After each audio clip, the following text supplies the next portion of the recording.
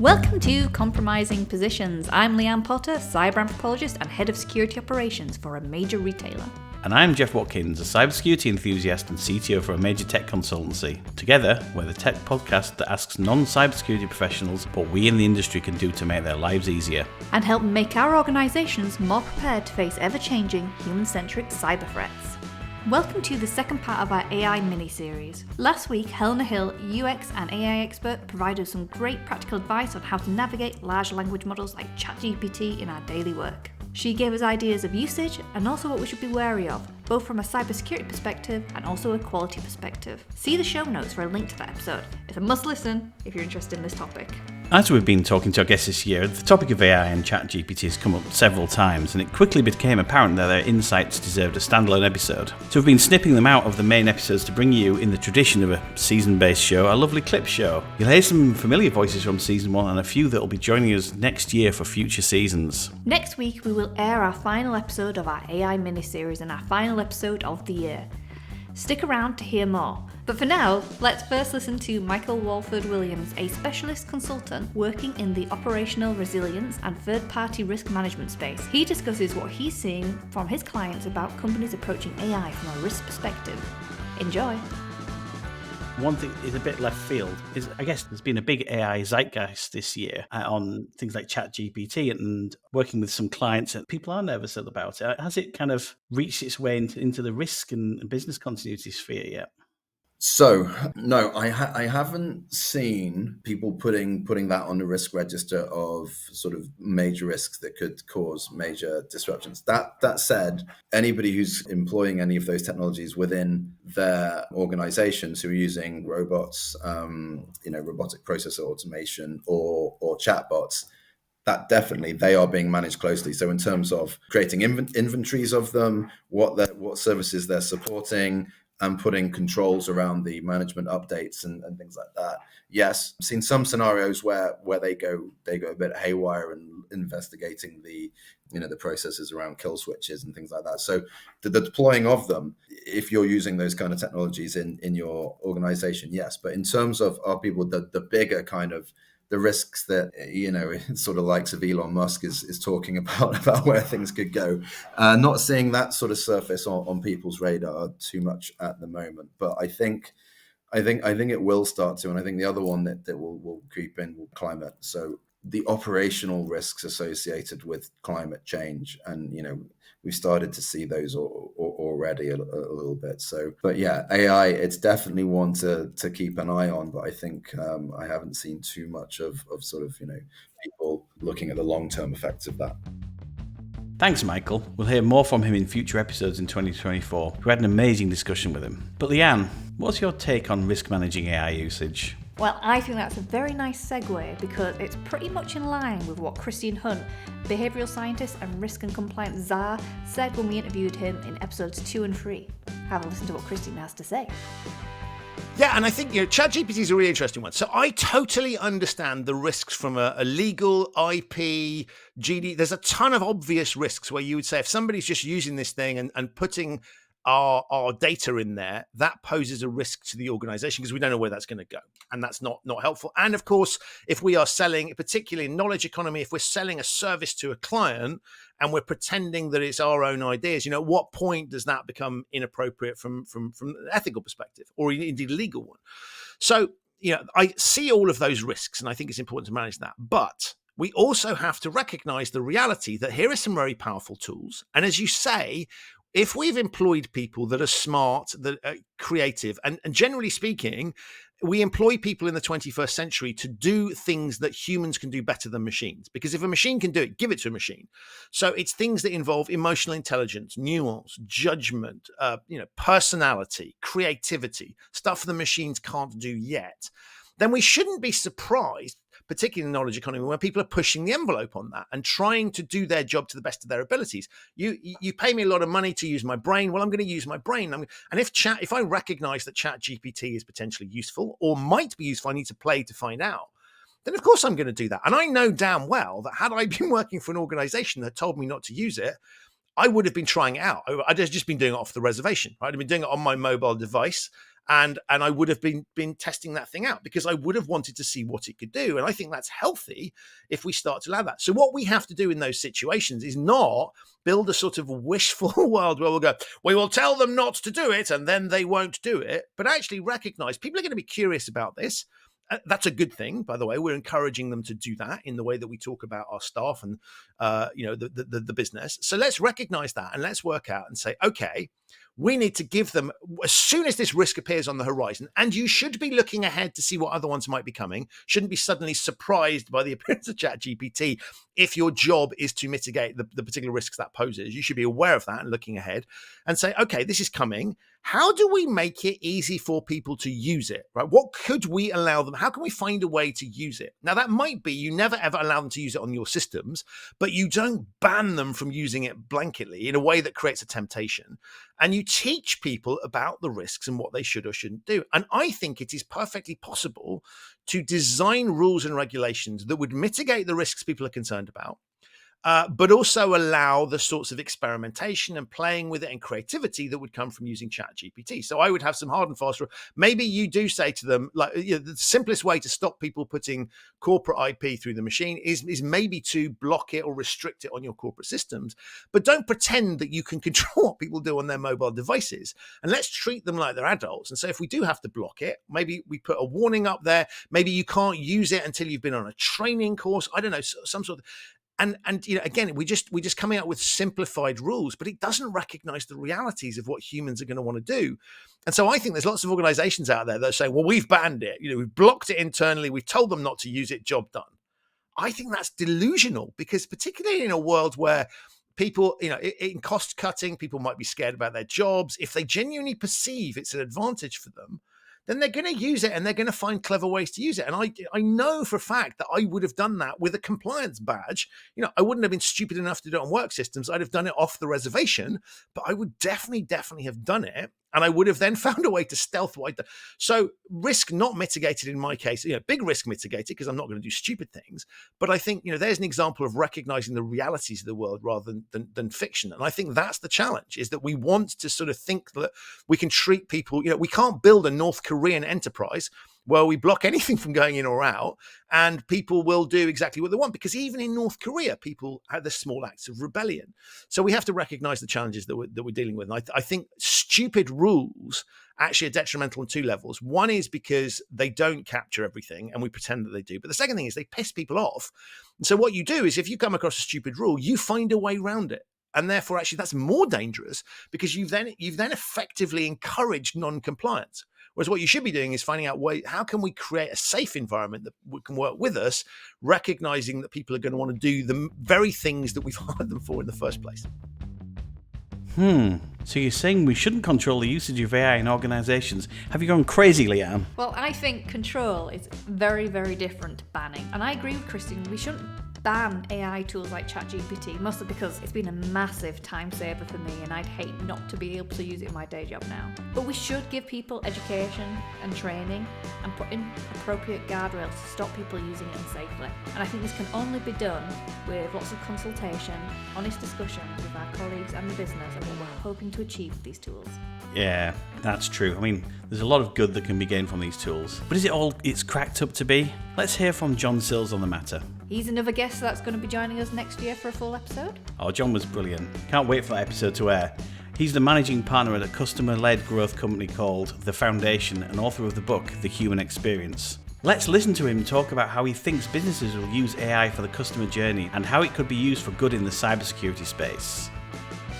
You mentioned about people being less robotic and more human-like, and I guess this is obviously a very a la mode topic at the moment, is what kind of impact do you think Gen AI, something like ChatGPT, will have on customer interactions? Do you think it could be a good thing? Do you think it's a bad thing? Yeah, I think it'll be both. I think it'll be very much like the internet and the World Wide Web and social media, that where it's used well, it's brilliant, life-changing, incredible, fantastic for customers. Where it's used badly, often to try and make things more efficient and more cost-effective, it will cause a lot of frustration and problems. I think what we're going to see, for my money, and I'll probably be proved wrong in about 2 or 3 months, I think there still will always be a need for customers to speak to a human.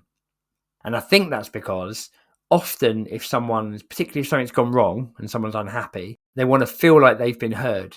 You know, when you're phoning up a company and you kind of get that 30-second script in your head, and when someone answers the phone, you just want to say to them, this is what's happened, and this is why I'm not happy, and this is how I wanted to sort it out, and you know, and you need to be heard. That's what you really want, is someone to go, got it, I hear you, I'm really sorry, let me look at that. I don't think you'll get that, even if the AI sounds very human. If you know it's not a human, I don't think you get that almost cathartic satisfaction of saying it to another human being. So for me, I think you'll see a lot of it. I think chatbots will be vastly improved, so that'll be really good. But I think we'll see a lot of AI actually will be used in the background to help contact center agents and others to give better answers, to be more efficient, to be a lot more beneficial. But what we've got to avoid, and what I think we've fallen into the trap of in the last 20 years, is kind of believing that technology comes along and creates perfect customer journeys. Because what I think, if I look back, I think organizations used to be a lot better at dealing with problems and dealing with things when they went wrong, because they accepted that there were going to be problems and things were going to go wrong. Now I think organizations have kind of believed that with a lot of new technology and digital customer experiences that, well, we create the perfect journey and nothing goes wrong because it can't go wrong. And therefore, when something does go wrong, they're really kind of, I call it the pit of despair. You know, customers fall into the pit of despair and you just can't get out of it, and it takes months and months to deal with the problem. There's quite a lot of evidence and statistics to back this up, I should say. It's not just my opinion. So that's what I think we've got to be careful of, actually. You've got to keep that humanity there as well. There's a lot of trust, especially when it comes to cybersecurity and regulated industries, around the use of automated systems. I think I wonder how open people will be to actually trusting automated systems like AI. Yeah, I think it might just come down to the person. You know, I think if you'd gone back 20 years and you mapped out what the internet would look like and what Wikipedia would look like and what social media would look like and everything else, I think you just presume no one's going to trust any of that, are they? And even we've had 7-8 years now where we all know the words fake news and disinformation, and we've all been regularly told to presume that absolutely everything we see online is probably made up. But yet, every day I get about 15 text messages from different friends forwarding stuff they've seen, which is clearly rubbish, but we all just do it anyway. So I'm not sure really that the trust issues around AI are any, I suspect they'll be more reliable than the stuff we've had before, actually.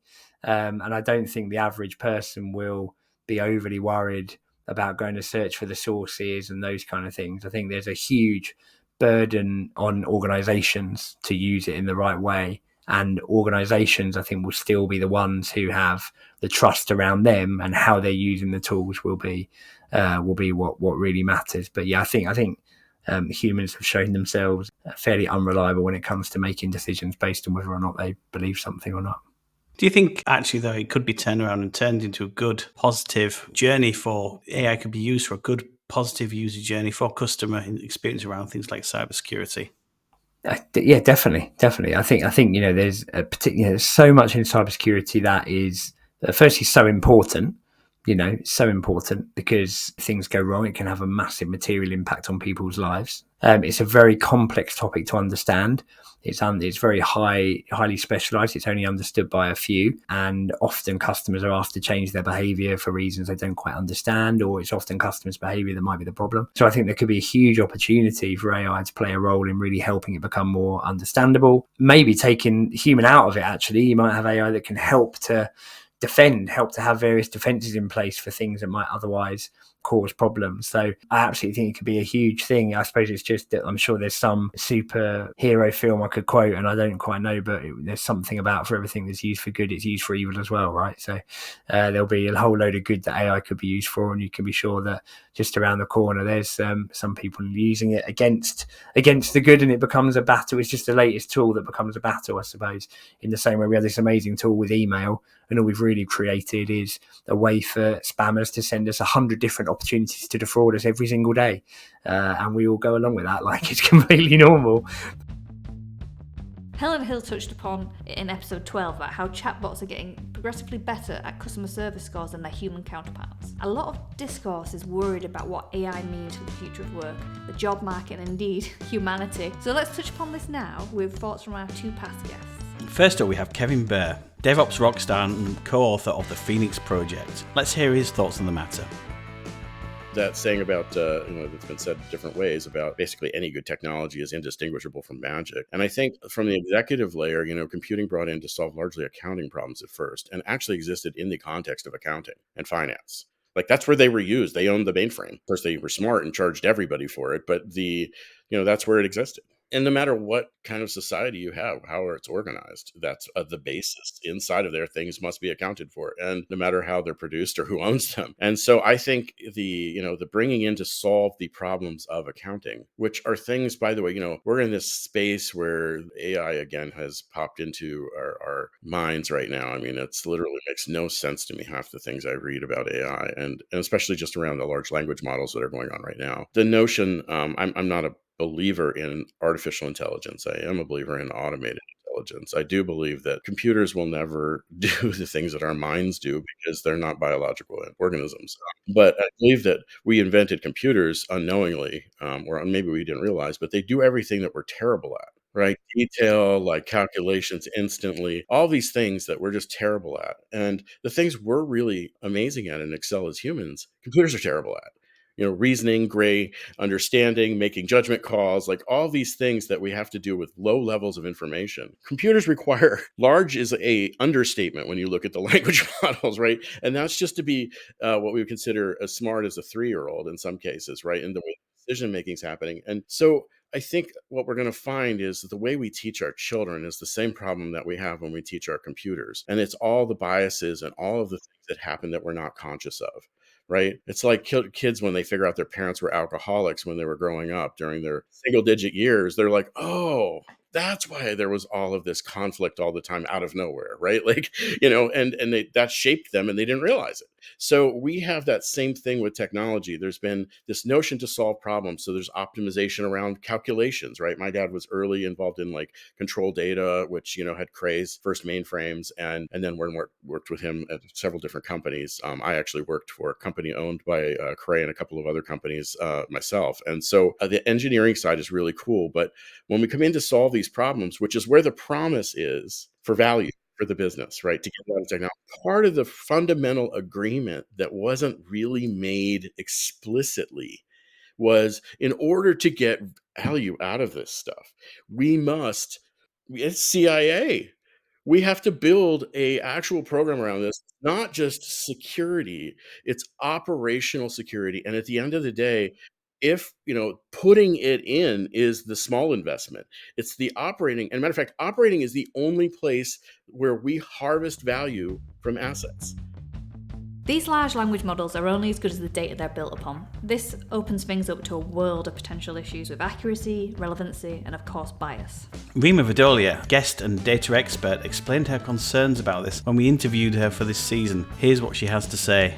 Of course, especially this year, there's been the whole cultural zeitgeist that is generative AI, which uses a lot of data training its models. With this renewed interest in AI and people starting to leverage it, potentially using their data, what kind of risks and challenges have you seen around data? Because now it's going to be slightly more, I guess, non-linear stroke, non-deterministic. Would you also say it's also a bit more democratic as well? If I use ChatGPT, I feel like, and I can manipulate the data that it comes back in a way that I don't feel like I would be able to using Power BI, for example. Yeah, I think so. ChatGPT is an interesting one. My concerns with it have predominantly been that people ask it questions. They ask questions that aren't necessarily framed very well, and then they take the output as verbatim and then start using that in conversation, start making business decisions from that. And I think that's where the harm can come in. I completely understand the fact that it saves time. I completely understand, Leanne, in your example, you can ask it to visualize some data and it's going to produce something nice. Is it right or not? That's the thing that I have concern over. Mm-hmm. Is the data that's been input right or not is the concern I have. And I think there's an interesting thing around, ChatGPT is built from the world's data and it can process things in just unthinkable speeds, which is why it's good. The thing that's the challenge is like the world's data is pretty terrible. In most cases, 9 times out of 10, we don't have good data. So it's not just that it's not good in a sense that it's not well formed or thought out, but the thing as well, it's just littered with so much bias. And I think that's my real challenge with ChatGPT is that it reinforces bias. So when you're thinking about using ChatGPT, just I would just say again that just put that point of friction in for yourself this is quicker. So you save some time, brilliant, we're on to a winner. But let's just add 1 minute of like, have I asked this question well? Have I worked in a way where I can challenge the bias that it has? And if not, just think about, okay, what's the real benefit of this then? Because the point is to save time to get to something quicker. But if the thing that you're getting to quicker is just terrible and skewed and biased and probably not very usable anyway, what time have you actually saved? That would be my point on that ChatGPT and AI generally, I suppose.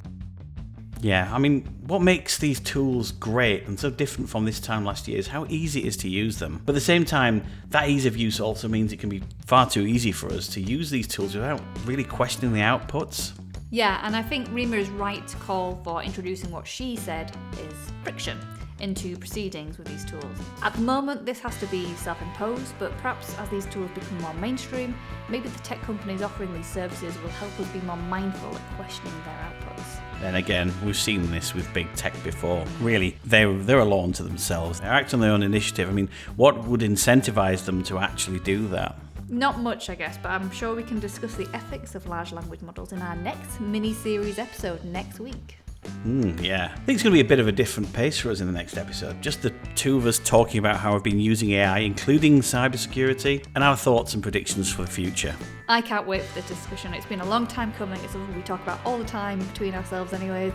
And I've been thinking a lot about it from an anthropological approach to the cultural shift that's occurring with using AI. Sounds great to me. So, as always, links to everything we've discussed in this episode can be found in the show notes. And if you like the show, please do leave us a review and a share on LinkedIn or in your teams. It really helps us to spread the word and get high quality guests like the ones you've heard today on future episodes.